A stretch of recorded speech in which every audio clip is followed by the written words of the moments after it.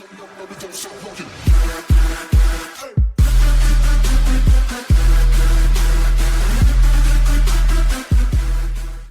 guys, it's Manga Reads, and it's time for my Hunter x Hunter manga chapter 363 review.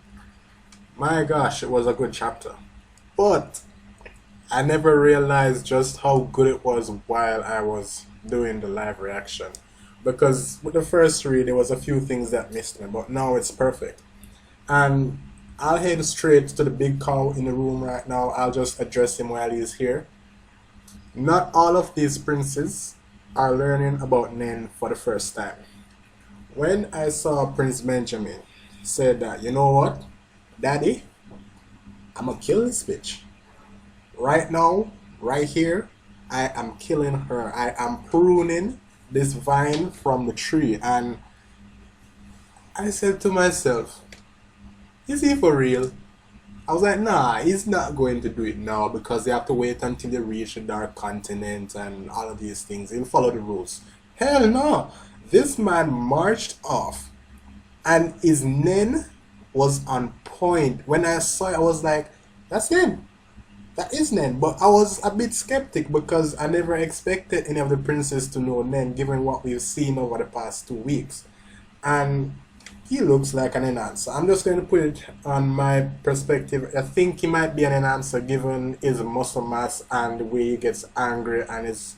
Remember Isuka spoke about a Nen personality test. It's something that's not very accurate, he said, but it's not...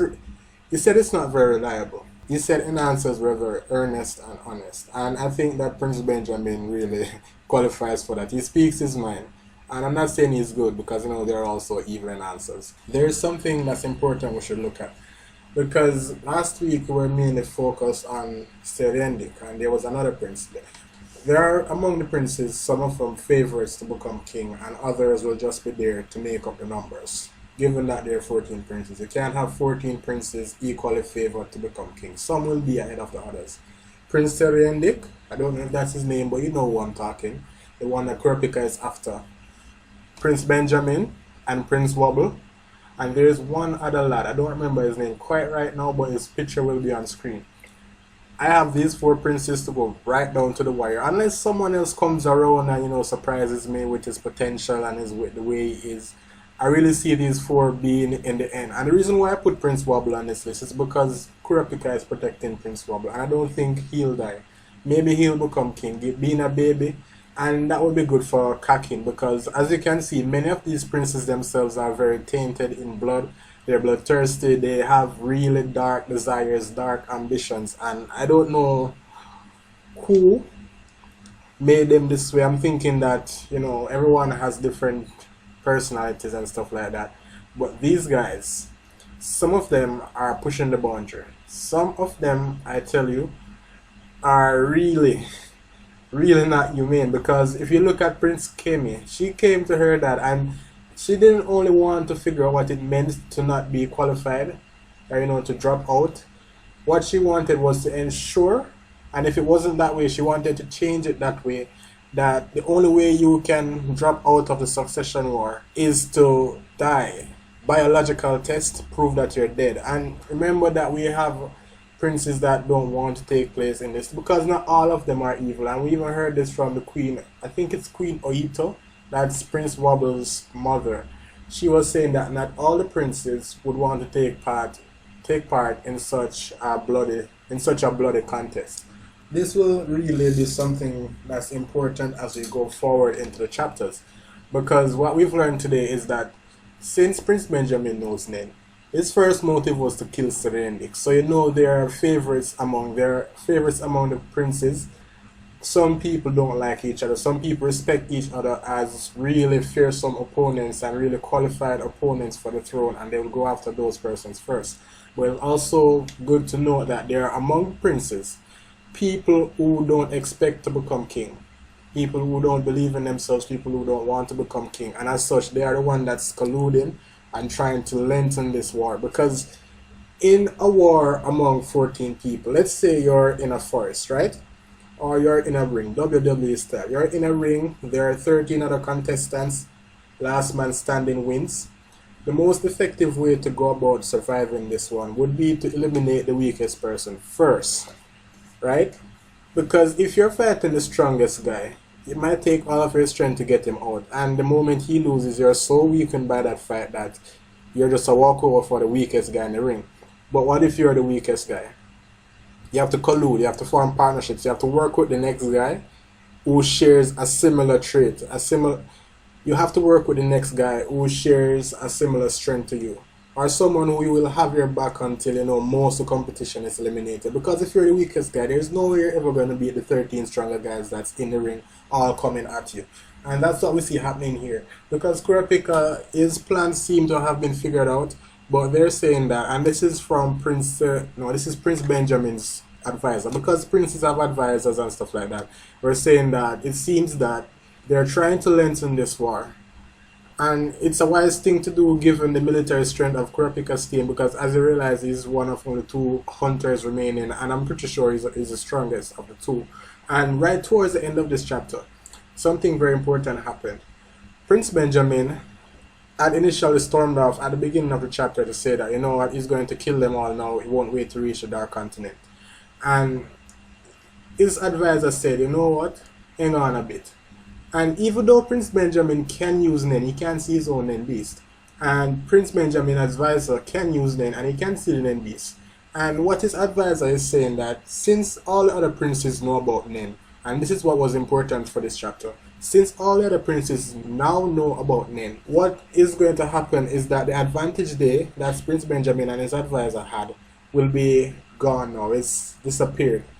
And it shows that they were planning, it shows that they knew their strength compared to the others, but now that the information has leaked, everyone has the same information, then it's not something that they can really act on anymore. And given that they're trying to stretch out the war, and that's most of the princes, given that not all of them are very strong, it's only fair to say that they're also trying to learn Nen. So what Prince Benjamin does here, he straight up uses his power. I'm not saying this is a bad thing, I'm actually thinking it's pretty clever. From a neutral standpoint, what he did was that he said, you know what, 14 guards from my team, well 13, you're going to go and protect the other princes.